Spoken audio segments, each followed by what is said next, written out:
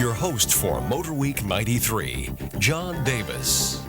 Well, hello and welcome again to MotorWeek 93. We're glad to have you with us.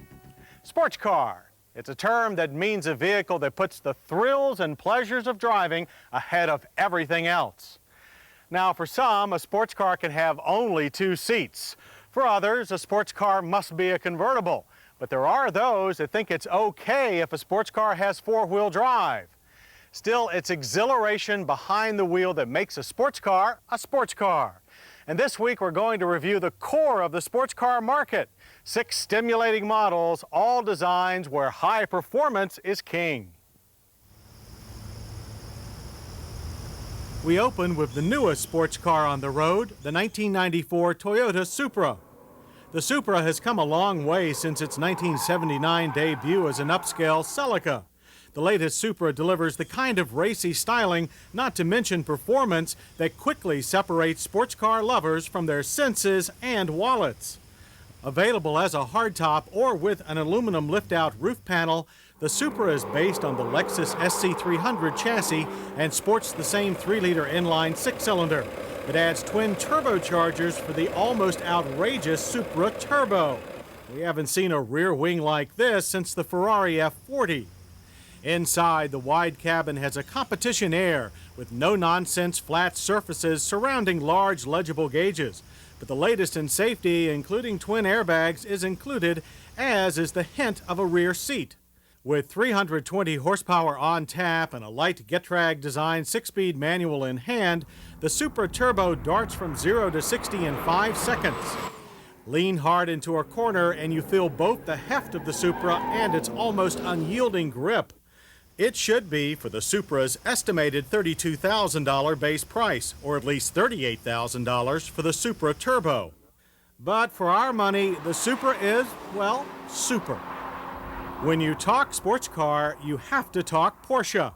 The 968 is Porsche's latest and probably last front-engine rear-wheel drive effort.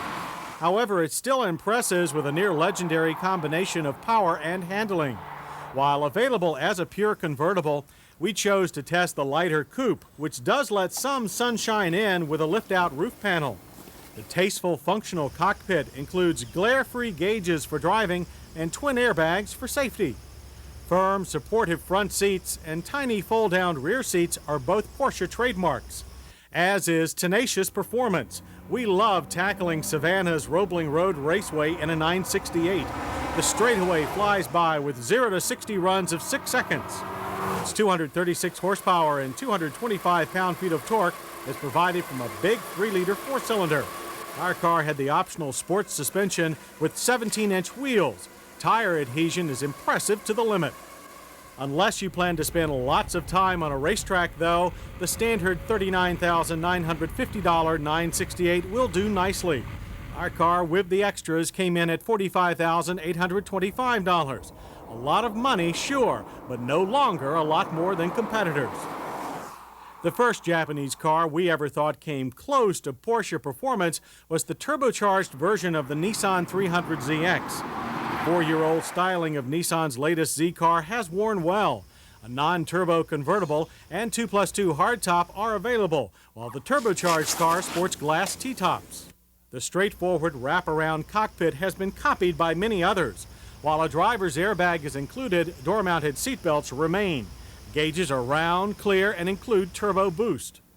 But you really don't need it, since when the twin turbos start to deliver their maximum 300 horsepower and 283 pound-feet of torque, this 3-liter V6 stands up and sings. The 300ZX Turbo smokes its way to 60 in 5.6 seconds.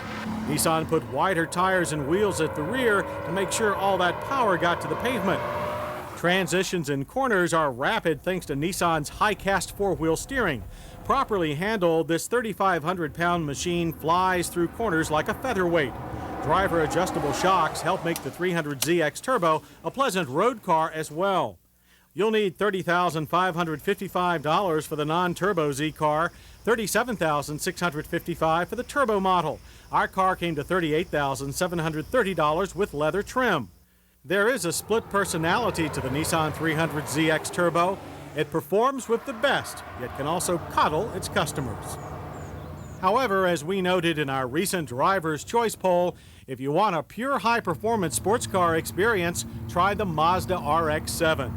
Most enthusiasts drool over its sexy bodywork. There is no sunroof, no T-tops, and don't waste your time waiting for a convertible. Inside the tight, intimate cockpit, there are few concessions to comfort or luxury. You get 2 firm seats and 2 only. The gauge package is all business, although we are thankful for the driver's airbag. Lean and mean come to mind when we dream of RX-7 performance. The 13B 2-rotor motor uses twin turbochargers to reduce lag and deliver 255 horsepower and 217 pound-feet of torque. And it's all performance-oriented, since it's the only car in our group that failed to deliver over 20 miles per gallon on the interstate. But then the rotary engine pulls the lightweight 2,800-pound RX-7 to 60 in only 5.2 seconds. Our car's R1 package included all the Go Fast in Corners hardware, including Z-rated tires. The ride is stiff, the flat cornering surgically precise, but this is not a car for anyone with a mind on anything but driving. While not inexpensive, the new RX-7 is one of the least costly of its breed. $32,900 to start and $33,920 as you see it here. True, the RX-7 may laugh at luxury and fuel economy, but if you demand a sports car that envelops you with its experience, then plunk your money down for the Mazda RX-7. Suppose, however, that you're not into one-size, must-fit-all sports cars. Then try the Dodge Stealth. The Stealth and very similar Mitsubishi 3000 GT are available with a wide variety of trim and equipment. From a front-drive, single-cam, just plain Stealth, to this twin-turbo, twin-cam, four-wheel drive and steer Stealth RT Turbo, all share a flowing long hood, short rear deck muscle car profile. The RT Turbo adds doodads like rear wing and body cladding. The sunroof flips up and is removable. The cockpit is roomy with a driver's airbag. The gauges are clear but spread out across the dash. The small rear seats fold for more cargo room. The basis for all Stealth power is the same 3-liter V6. Here, twin turbochargers boost output to 300 horsepower and 307 pound-feet of torque. With all-wheel drive reducing wheel spin to 0 to 60 is a swift 5.8 seconds. The all-wheel drive system also makes sure power is where it's needed in corners. It grabs hold of the pavement and makes the four-wheel steering system very effective. The adjustable suspension has 2 modes, Sport and Touring. The result of all this mechanical complexity is excellent balance on all types of roadways. Prices also cover a wide range, as little as $18,506 for the base car to $34,853 as you see this RT Turbo. But then no other sports car offers buyers such a smorgasbord of performance. America's premier sports car, the Chevrolet Corvette, is celebrating its 40th anniversary. The Corvette LT1 we drew for testing sported the standard suspension. While a convertible is offered, our coupe comes close with a single-piece removable top. Other standard features include a driver's airbag, traction control, and a 6-speed manual transmission connected to this lovely 300-horsepower LT1 small block V8. 0 to 60 times are a rapid 5.3 seconds. At Roebling Road, we found the stock suspension rolls more than the optional adjustable chassis and feels looser in fast corners. However, it's a fair trade-off for a highway ride that won't tire you on the longest trip. The '93 Corvette is much more refined than when this 4th-generation design arrived 10 years ago. Prices have risen 50% over that decade, with a base of $34,595 and our car costing $37,838.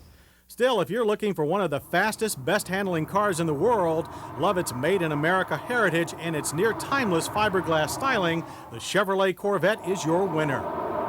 So there you have it, 6 sports cars, each designed for somewhat different visions of the breed. Each delivers an outstanding driving experience with varying levels of comfort and civility. If all things in life offered us this kind of choice, we'd probably call it perfect.